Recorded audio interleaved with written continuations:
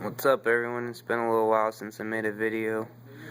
I was gonna make one before I got this far into it, but I was thinking before I started putting the valve cover stuff back on, I'd shoot a quick video and explain maybe a little bit how to do this and why to do it.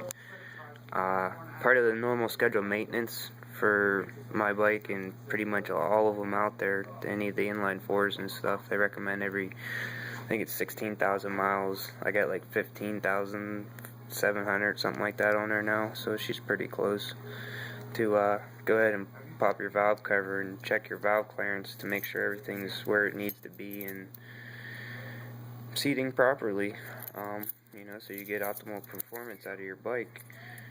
And it's really not too bad.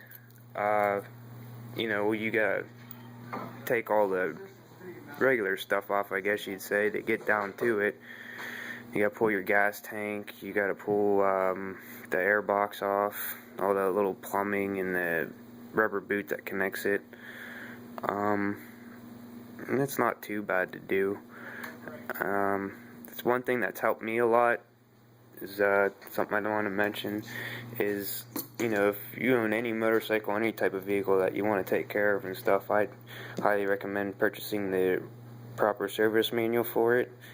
I bought mine from the dealer, so I had the real book. It wasn't cheap, it was about 80-90 bucks, but there's so much valuable information in there. It makes your life a lot easier just performing normal tasks on there. Some stuff you may overlook, and it's just a little dumb step you're skipping or something, and the book pretty much lays it out real nice with pictures and easy to follow things.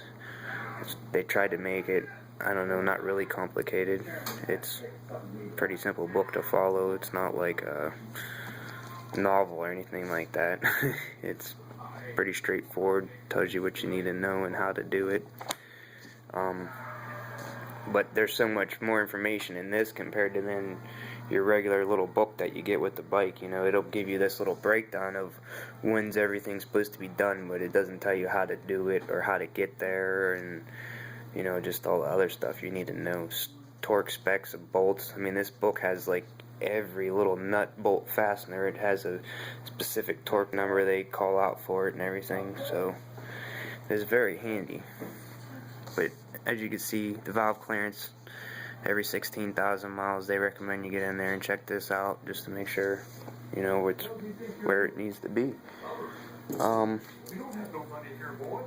Like I've watched a lot of YouTube videos and stuff of guys getting out there and showing like their exhaust and stuff, and they'll sit there and hold it and crack the rev limiter, and I don't really think a lot of people understand what's going on. You know what I mean? You're turning all these internal components, and when you're sitting there on top of that rev limiter like that, it's really not necessarily a healthy thing to do unless you do get in here frequently and make sure this stuff isn't getting all out of whack and needs readjusted and brought back to where it needs to be.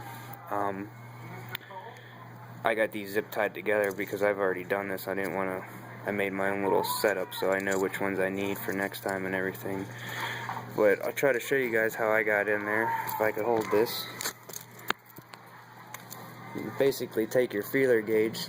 The bent ones seem to work pretty much for me all until I got up into here into these two, and then I had to go with like a straight style. The brass ones seemed to work better for me on these two particular lobes here, but all the rest of them I was able to get away with this style, just the appropriate size.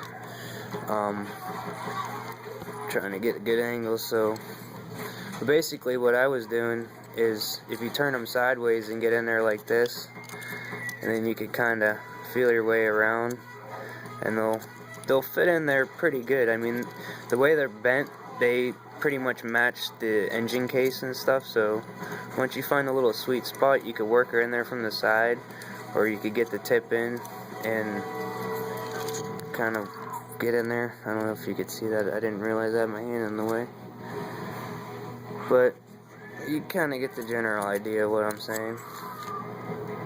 You can see where I'm going. You gotta do that for each individual one after you line up your timing.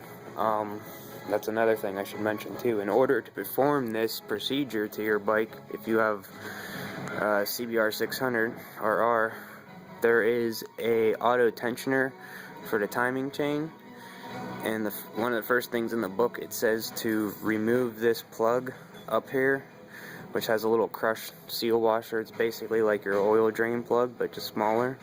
So you need to replace that little washer once you remove it for sealing, so you don't lose any oil. But you take that plug out, and then you have to insert this specialty screwdriver tool that I had to go purchase from the dealer for $150, believe it or not. They offered two different ones. I wasn't sure which one to go with, so I think I got like the universal one, but they had a $50 one that supposedly would do the same thing. And I think it would have worked a little better because it would have been smaller to get in here, because when you don't pull the motor, there isn't a whole lot of room with the frame here. It was a bit of a pain to get in and out of there. But that tool is this thing over here. That's the part number for it. That's for, I believe, 2007 to 2012. This part number will get you this tool. And this tool, like I said, goes into that little housing, and it holds it in place so you can perform this procedure. And the trick to this thing is once you insert it and these little teeth bite into the little slots that are cut into there, it'll turn one way, but when the spring goes to turn the screwdriver that's in that tensioner, this dog locks up and it prevents it from backing up. So that's how this thing works. It only spins one way, this little black thing, and you turn this knob. What I had to do to get mine in there is you loosen up the set screw, and I had to push everything down, you know, bring it all the way down here, and I brought the brass down on top of it, and by doing that, that gave me enough room to actually get it inside there, because when you have it up here or try to take it off and put it in as two pieces, you can't get this knob back on because it's too large.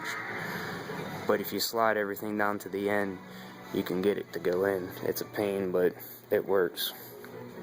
That's why I think I'd go with the smaller one. So I got all that done.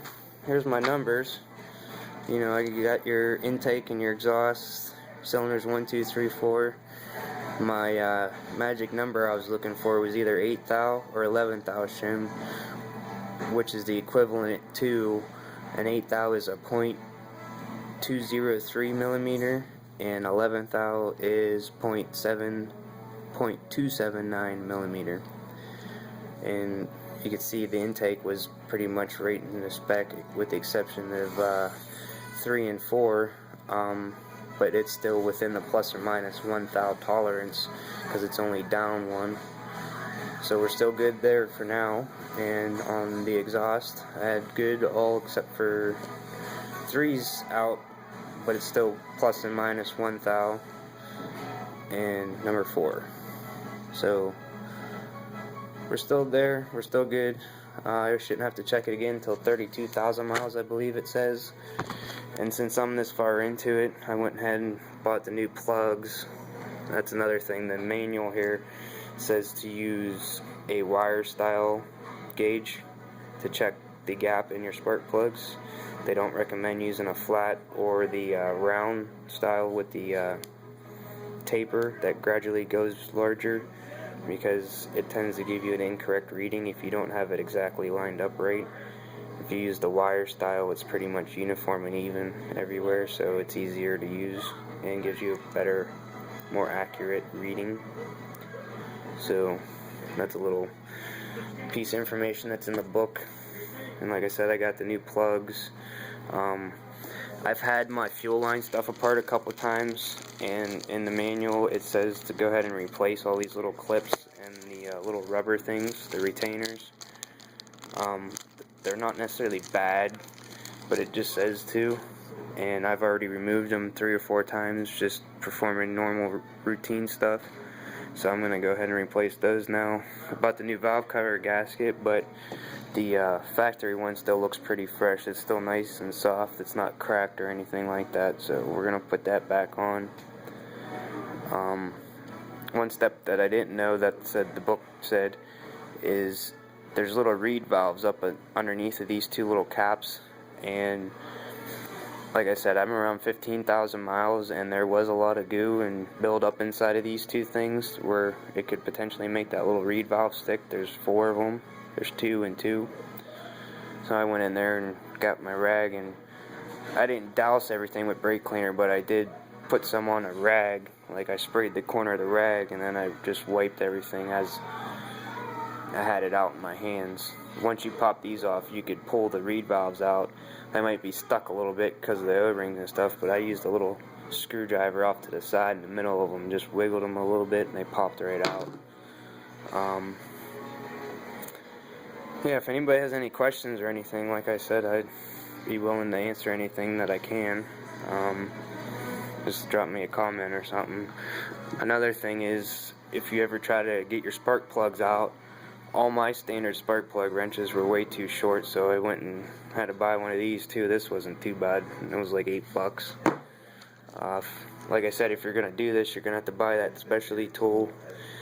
Don't forget your crush washer to put back on that plug once you reinstall it, or else that will create an oil leak potentially. And another thing I wanted to mention was my fuse box. I talked about it a couple times, but I've never really shown what I did with it. I mentioned it before. I put in an auxiliary fuse box, and this is basically it here. I ran one power wire off my power and then to the ground, and found a nice little location here underneath the seat, and I used double stick tape to keep it in place. But I got this in so I could have auxiliary power from my LED lighting that I have on here, and my 12-volt charger, which is what I use for charging my cell phone and my GPS and stuff when I'm riding. I could plug it in right here. I got it mounted up underneath my brake reservoir, and it works out pretty good, and everything's protected because I got a fuse, and I ain't got a bunch of weird looking wires coming off of my batteries and stuff. It keeps it nice and clean.